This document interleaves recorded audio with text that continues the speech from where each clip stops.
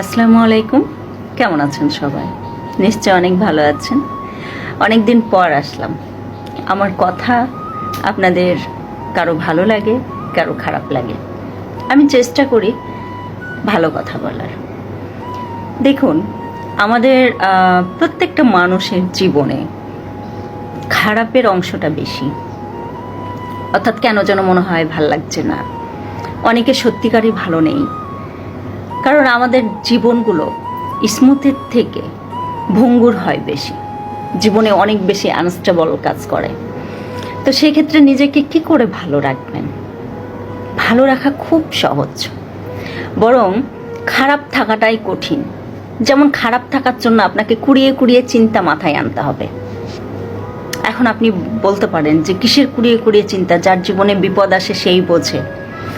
আরে বিপদ তো হচ্ছে আপনার বেডের মতো। প্রতিদিন রাত্রেবেলা যেমন আপনাকে ঘুমাতে যেতেই হবে, আপনি না ঘুমিয়ে থাকতে পারবেন না। আপনার জীবনে বিপদ আসবেই, বিপদকে আপনি এড়িয়ে বাঁচতে পারবেন না। আপনার বেড যেমন আপনার লাইফ পার্টনার, একটা আপনার অপরিহার্য একটা বিষয়। আপনাকে ধরে নিতে হবে আপনার লাইফে বিপদ বা অশান্তি বা অসামঞ্জস্যকতা সব কিছু, এটা আপনার পার্টনার। হ্যাঁ, তাহলে ভালো থাকাটাই হচ্ছে আসল।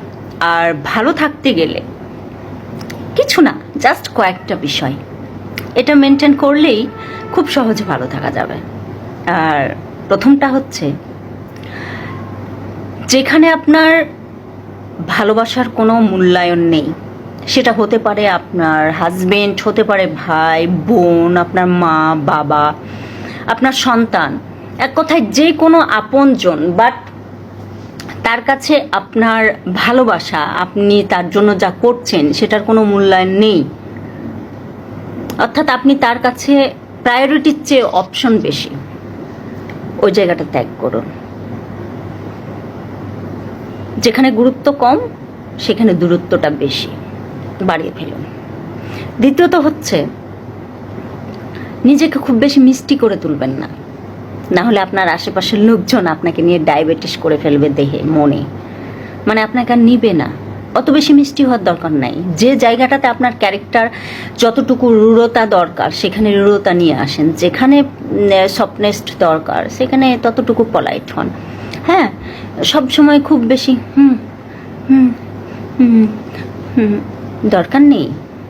এটা আপনার জীবনে অশান্তির অনেক বড় কারণ হবে। তৃতীয়ত, খুব বেশি নির্ভরশীল হবেন না কোথাও, কারো উপরে না, কোনো কিছুতে না। এক কথায় আপনার কাছ থেকে যে কোনো জিনিস চলে গেল, যেন আপনি খুব ইজিলি ওটা নিতে পারেন, এতটুকু রাখুন।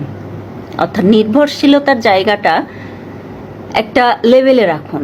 এত বেশি নির্ভরশীল হবেন না যে মানে বিষয়টা এরকম যে আপনি স্যান্ডেল পরে যাচ্ছেন, এবার আপনার স্যান্ডেল ছিঁড়ে গেল, এখন আর আপনি চলতে পারবেন না, এমনটা যেন না হয়। আপনি যেন খালি পায়েও হাঁটতে পারেন, ওই স্যান্ডেলটাই যেন আপনার লাইফে সব কিছু না হয়ে যায়, এমনটা। সেটা যে কোনো ক্ষেত্রে নির্ভরশীলতার জায়গাটা কম রাখবেন।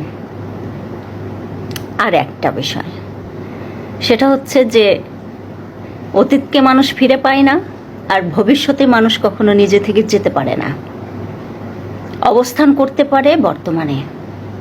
তাই বর্তমানকে আঁকড়ে ধরে বাঁচুন, সেটা যেমনই সিচুয়েশন হোক। এই ধরেন আমার মতো এখন 102 ডিগ্রি জ্বর, হাত দিয়ে কি মেজারমেন্ট করলাম? না, থার্মোমিটার দিয়ে মাপছি। প্রচণ্ড হাত পায়ে কামড়াচ্ছে, আর আমি বসে বসে এখন ভিডিও করছি, কারণ আমার শুয়ে থেকে খুব বিরক্ত লাগছে। আমার কাছে মনে হচ্ছে আমি নিজেকে একটু ব্যস্ত করি। ঠিক এইভাবে আপনার সিচুয়েশনটা যেমনই হোক, এই বর্তমানটাকে খুব বেশি এনজয় করুন। বাইরে বৃষ্টি হচ্ছে, গায়ে জ্বর থাকলো তো কি, এখন আমার কাছে মনে হচ্ছে একটা দুধ চা বানিয়ে ছাদে উঠে বৃষ্টিতে ভিজতে ভিজতে খাই, এটাকে বলে এনজয়মেন্ট। Just watch. এই 2-4টা জিনিস ফলো করুন। আগামীতে আসবো, নতুন নতুন কিছু নিয়ে আসবো। আরও কীভাবে ভালো থাকা যায় বলবো। ছেঁড়া কাপড়ে ভালো থাকা যায়, ভাঙা মনে ভালো থাকা যায়, অনেক কিছুতে ভালো থাকা যায়, সেগুলো শেয়ার করব। আমি ভালো থাকি, আপনারাও ভালো থাকুন।